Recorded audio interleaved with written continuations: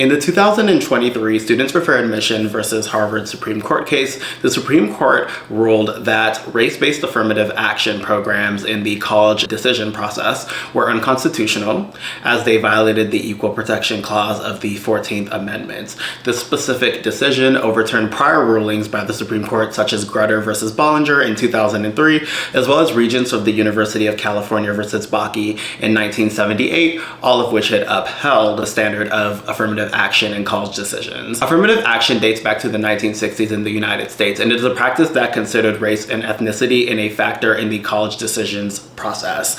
And a lot of these were rolled out in the 1960s or during the era of civil rights in the United States because they did tackle the representation of historically oppressed and marginalized minority groups, namely racial minorities as well as women in institutions of higher learning. This decision was an instantly controversial one, and I have heard arguments on both sides. However, it was very controversial because as of today, there is still the practice of legacy-based admissions in a lot of top universities where students who happen to have a parent or older relative that has gone to one of these top universities are also, they have a higher likelihood of being admitted into these universities. I actually have been on the Students for Fair Admissions website, and on the website, they do specifically state, have you been rejected for one of these top universities? I know Harvard and Yale were some of the two that I saw there, or just two of the ones that I saw there.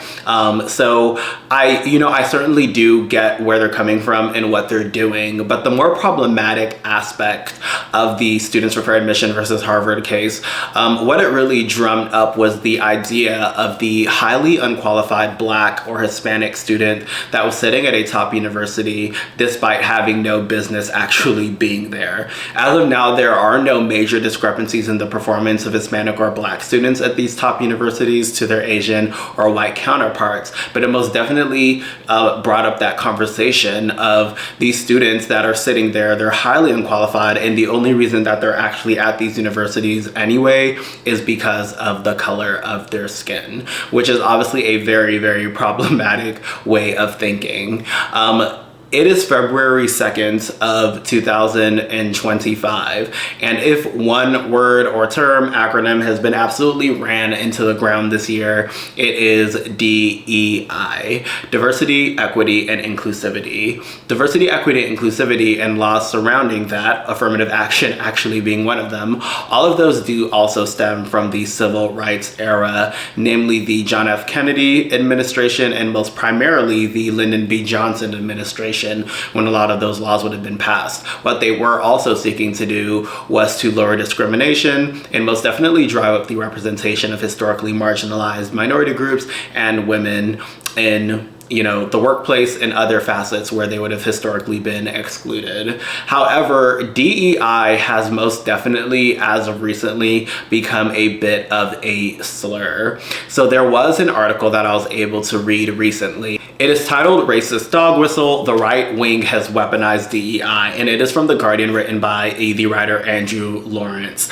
And I thought it was a very interesting article, and this was written back in April of 2024, so this was several months before the presidential election. But what he's essentially saying in the article is that those on the right have most definitely weaponized the term DEI as a way to attack minorities and women who are in positions that they feel they are unqualified for. For purposes of this video, I will be looking into specifically the myth of the model minority. And just looking into the model minority, a model minority really is a minority group in the United States or any nation that for the most part is associated as being exemplary of the values that are most prized in that nation. So a really good example of a model minority in this country, as we all know, would be Asian immigrants in particular, who would have been a bulk of those students, of course, part of the Students for Fair Admissions, who were attacking affirmative action in the college admissions process. So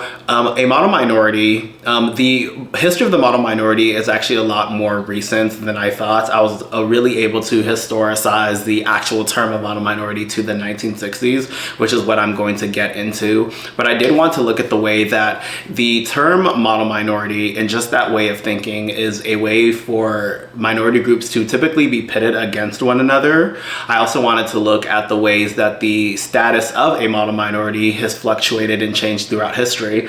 And over the course of my research, I really also thought that it would be a very important thing to touch on the privileges surrounding the minority groups that are actually historically viewed as model minorities, as opposed to those that are viewed in a more negative light in this country. So that's, just the bulk of what I'm going to be doing today.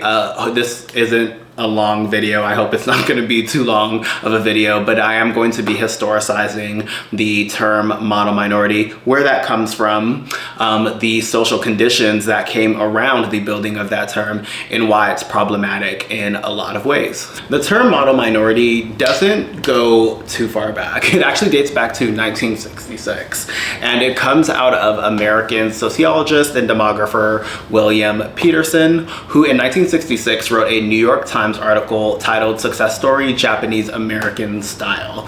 And in this article, what William Peterson does, he looks at the history of Japanese Americans in the United States, citing them as the most historically oppressed demographic of Americans, and just talks about the way that they were able to overcome oppression and prejudice towards them to become an exemplary example of the American dream, being very educated, having really good jobs, and just overall being very good citizens overall. One thing that is very important to note is that in 1966, you did have the founding of the Black Panther People's Party. And even though William Peterson doesn't specifically mention that, this is the era of the civil rights movement in the United States. And William Peterson does juxtapose the status of Japanese Americans in the United States and Black Americans. He also looks into the social assistance programs, saying that Japanese Americans rely on those a lot less than Black Americans or Negroes, as they would have been called in the 1960s. So that is where the term model minority comes from. And William Peterson actually doubles down on this in his writing.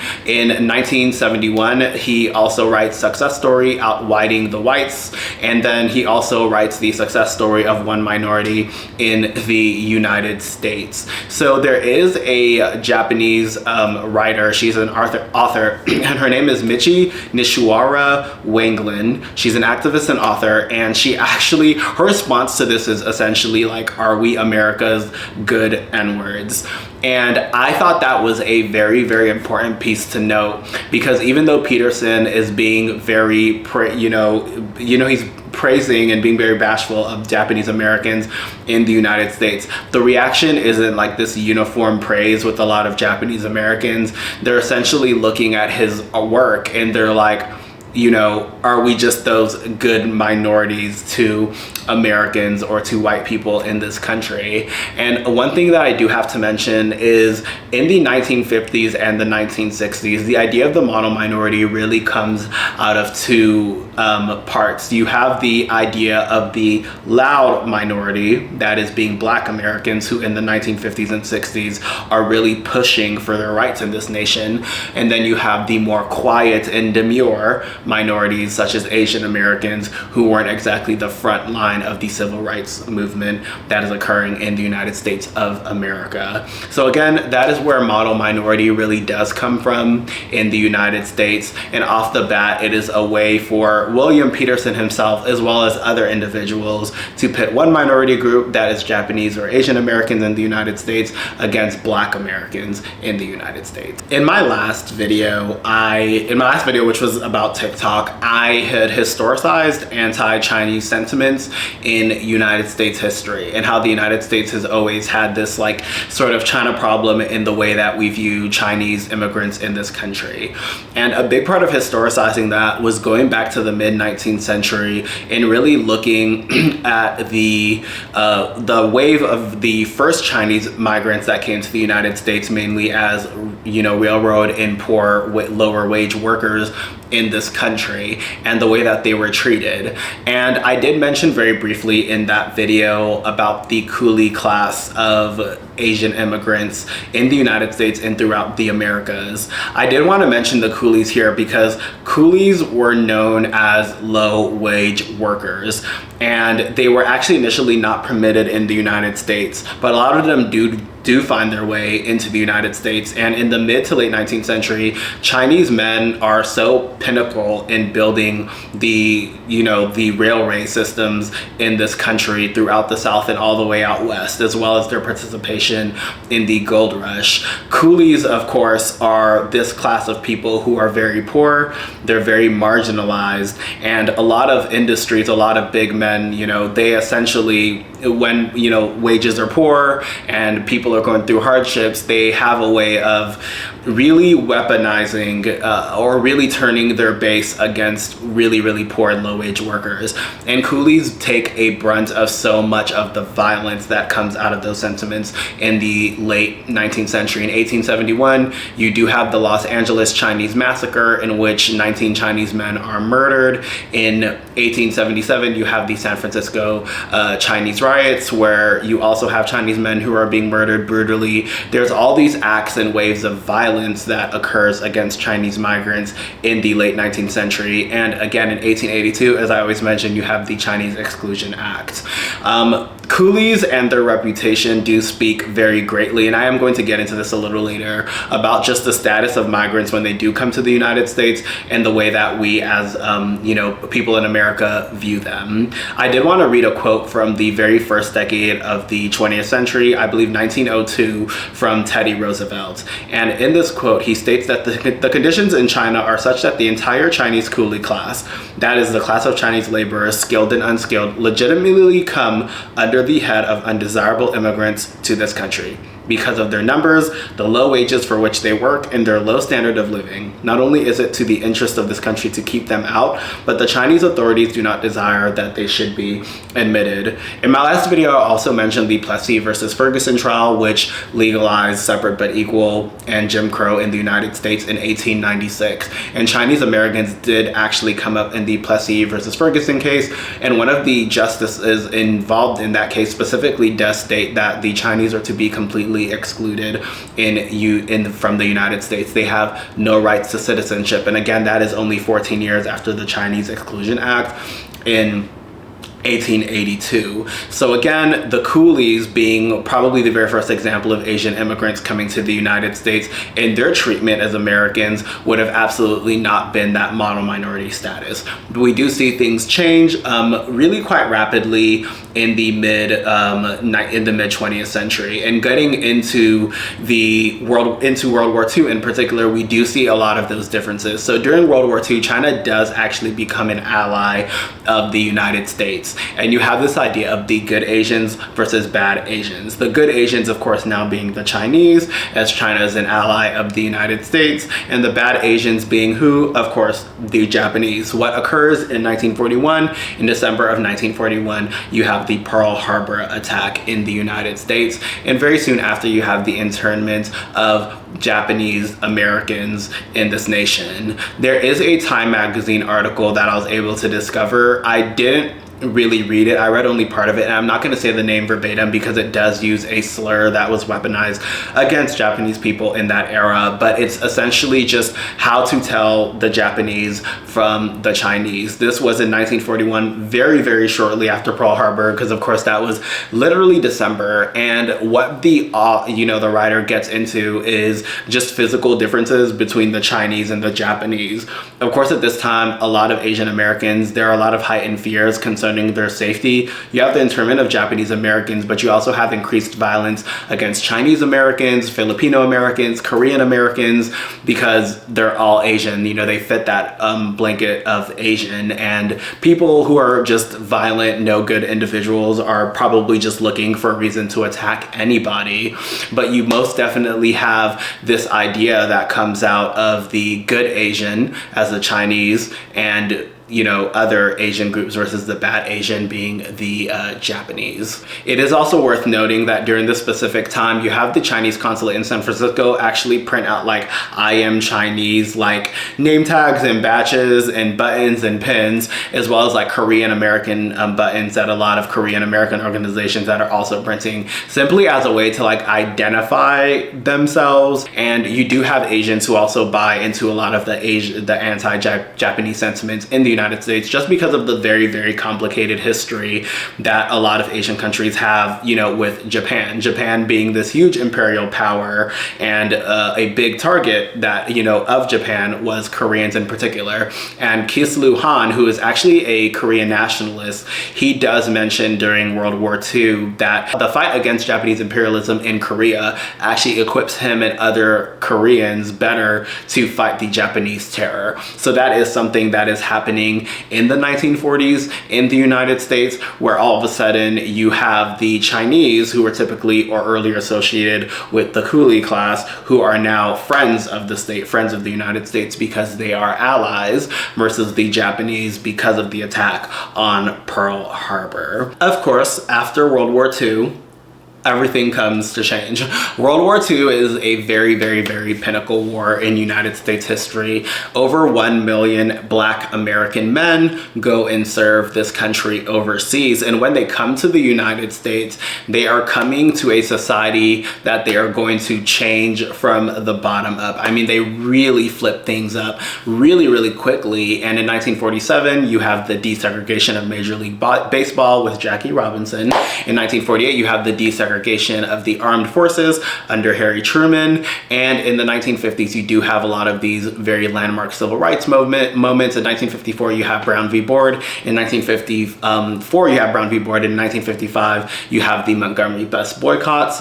And then, of course, by the time you get into the early 1960s, you have the beginning of the sit-ins. In 1964, you have the passage of the Civil Rights Act. And then in 1965, you have the Voting Rights Act. In 1967, you do have Loving versus Virginia, which is considered like that final, very major Civil Rights Act that is passed during the era of civil rights in this nation.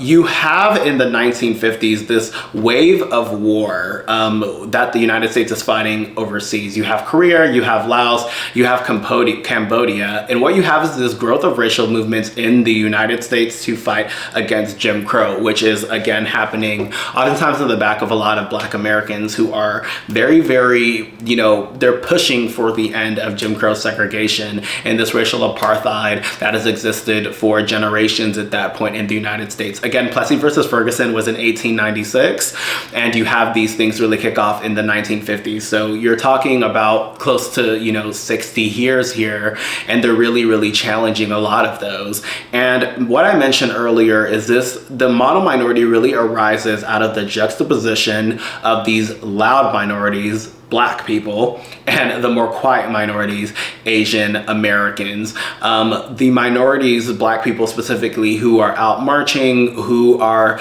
really out pushing to change the fabric of American society, get deemed these loud minorities, these more undesirables.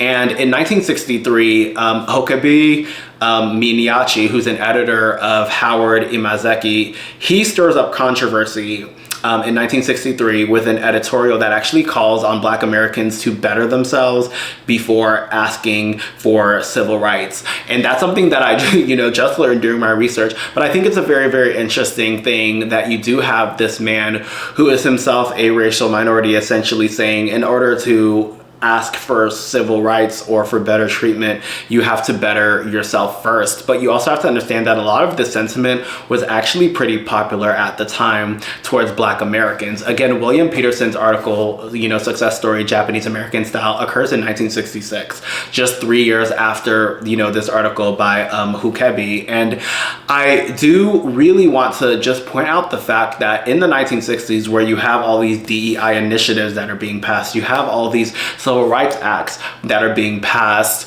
William Peterson's article really decrying Black Americans for, you know, just their status in this nation, and the way that he also comes for like government assistance specifically is his way of saying that these individuals, Japanese Americans, were able to achieve their status in America through hard work without government assistance, and how Black American people rely on those things despite the fact that both groups have been historically marginalized in this nation. So when you really juxtapose that loud minority, Black people, versus the more quiet minority, it does make a lot of sense that during this exact same time, you'd have the rise of Asian Americans as model minorities in the United States. This constant pitting of the, you know, racial minorities, specifically Asian Americans and Black Americans in the United States, is something that really continues into the later half of the 20th century. In 1988, you do have the Civil Liberties Act of 1988, which is passed, which grants reparations in the amount of $20,000 to the living survivors of Korean Americans who were interned during World War II. And it is it's very specific, as it's only granted to the living survivors. And the reason it does that is so that Black Americans and Native Americans, you know, indigenous people, can't claim reparations for things like slavery or like, you know, the genocide that was enacted on natives in United States history. And just 4 years after that, you have the LA riots in 1992, after the 4 police officers are acquitted for the beating of Rodney King, which was caught on camera. And the media most definitely hones in really on the destruction of a lot of Asian businesses by Black rioters, you know, during the Los Angeles riots. So I most definitely wanted to like shed light on that as well, because I feel like this like being pitted against, you know, this just like this constant comparison, a lot of that does come out of the civil rights movement. And again, that juxtaposition, and I'm gonna keep saying that word, of the quiet minority versus the really, really loud minority. However, getting into the status of the quiet minority, there was an article that I read by a Korean American writer by the name of Yoon Jin Shin, and that is really the woes of the model minority, which is like the dual existence of Asian Americans in the United States, for the Berkley Political Review. And I thought that was an amazing article that she wrote, because what she's most definitely looking into is actually the status of being labeled as the quiet minority, or being labeled as a quiet, you know, person in general. When we think of a quiet person, we're not thinking of somebody who is always, you know, they're very easy to get along with. We're also looking at somebody who may be a lot quieter when it comes to their experience with injustice and prejudice. Asian Americans are individuals who have historically also experienced prejudice in this country, as I mentioned, all the way back to the 19th century, and the violence enacted on Chinese Americans, or the internment on Japanese Americans, or the fact that even in World War II, a lot of Asian Americans were targeted for violence, regardless of whichever country they were coming from, you know. And the woes of being that model minority, of always being quiet, always just being good. I did mention how after William Peterson's article in 1966, you know, that reaction of being the good N-words, the good quiet minority, and how problematic that can be in the grand scheme of things. But I really did want to like just mention her article, because I thought, you know, definitely from the perspective, of course, of a Korean American woman, it was something that most definitely sheds light on the more negative aspects of being labeled that quiet minority. Now we are in modern times. We are in the 2020s, and Asian Americans most definitely, as I stated earlier, are the face of the idea of a model minority. Just to read some statistics, around 54% of Asian immigrants have a college degree or higher. 18% of Asian immigrants have some college, and it's also worth noting that 33% of Asian immigrants earned a college degree outside of the United States.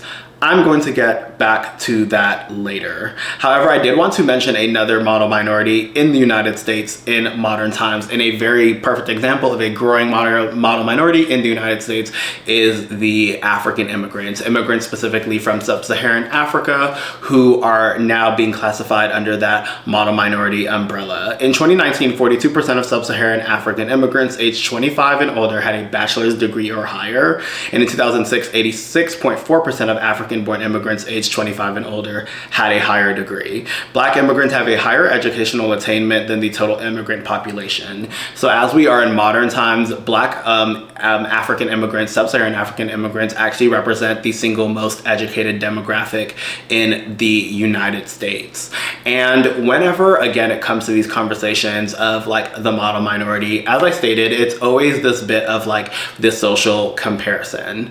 And oftentimes this is a way to weaponize this the term is used to really weaponize one minority group and their accomplishments over another minority group and their accomplishments. And it's honestly a way to marginalize that minority group, but also at the exact same time ignore the more unique experiences that they've had over the course of this country. Naming African immigrants was one that I really wanted to do, mainly because I feel like African immigrants being Black, there has most definitely been that weaponization in a lot of ways against Black Americans when it comes to the success or general successes of African immigrants in this country.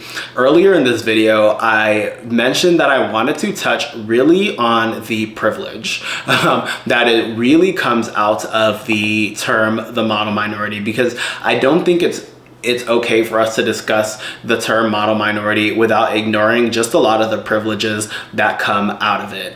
And there are two statistics that I wanted to mention. One of them being, of course, that 33% of Asian immigrants earned a college degree outside of the United States. And I also wanted to mention that African-born adults with college education are more likely to migrate to the United States. Both of my parents, for instance, who were born and raised in Cameroon in Central Africa, came to the United States with their college degrees. In fact, my father actually came here to earn his master's.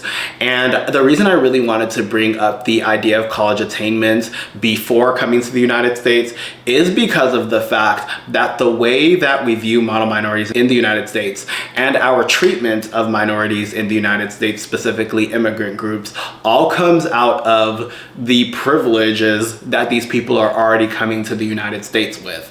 I did mention the coolies earlier, and a big reason I wanted to keep mentioning them is because the coolies were associated, as we saw in that Teddy Roosevelt quote, specifically with being very poor and unskilled workers who were working very, very low wages and were then seen as undesirable. And it makes a lot of sense that because they were viewed that way, their treatment was very brutal, their treatment was very violent, and again, we could even have an ethnic-based exclusion of them entirely from immigration that was passed and ratified by the United States with the Chinese Exclusion Act in 1882. When we take that to modern times, I want you to really look at the way that our nation treats a lot of Latin American immigrants coming from places like Mexico, El Salvador, and Guatemala. Their treatment and their status, which is in no way at all being this model minority, comes out of the fact that a lot of these individuals are coming here either as refugees or they are coming here as very, very low wage workers. And we can say the exact same thing as a lot of Haitian immigrants.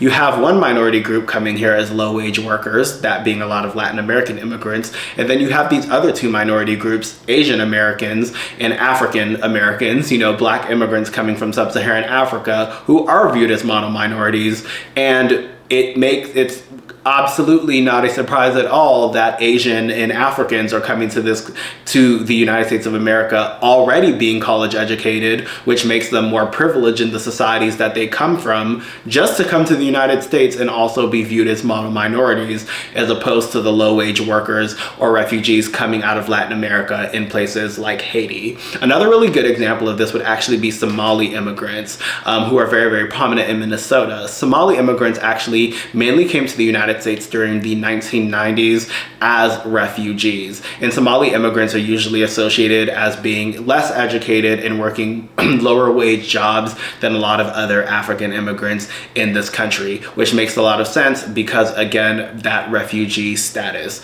I did also notice, like, even in places like Europe, a lot of African immigrants have there's a very low opinion of African immigrants in those societies, specifically in places like Portugal and Spain, because of the fact that they also exist as a refugee class. So I really do want us to just know that the status of a model minority in and of itself is a privileged one. We're essentially looking at two privileged groups of individuals, Asians and Africans, who are already privileged in their home countries, being college educated, coming to the United States of America and raising students who are raising children who are more likely to themselves be college educated and have that model minority status. African immigrants as well, you know, African students in particular, are also overrepresented even in Ivy Leagues, where of Black students attending Ivy Leagues, over half of them in many instances are also African students. So I most definitely wanted to shed light on that privilege and how our general treatment of minorities and immigrant groups, and definitely the status of a model minority, is already bestowed on individuals who already have a specific status and privilege in their home countries that is denied others. I think that my camera is overheating. I see a temperature thing there, so I'm gonna try to wrap this up quickly. But yes, today I most definitely wanted to just sit in front of the camera, talk about the college admissions decision by the Supreme Court, and just start this series on DEI, diversity, equity, and inclusion. Whenever we talk about minority groups, whenever we talk about race and ethnicity in this country, we have to historicize it as we would literally anything, but at the exact same time, we have to be very, very careful about the ways that we go about those conversations. This conversation, standing the Students for Fair Admission versus Harvard in particular, is one that I wanted to highlight and focus on because it most definitely is one of those things where we are once again attacking a group of people who are not necessarily performing any less than their white or Asian counterparts, specifically because of the color of their skin. And we're looking at them as these unqualified individuals. And in this new presidential term, where this term is, you know, DEI is being so heavily stigmatized and being weaponized against minority groups, it's really important that once again we be very, very careful, but also purposeful with the conversations that we have. So yeah, that's really all I wanted to do. Hopefully this wasn't too long of a video, but I do think it is, again, very important that we should always be having these conversations. It's Sunday night. I have work tomorrow. I really need to go to bed. I did get to wash my hair today, which is why I have it in this doohickey. I don't know what this is. I need to put it in knots. But anyway, regardless, whatever, thank you so much as always for your time. Thank you so much for listening, and I hope you guys all have an amazing week. Have at it.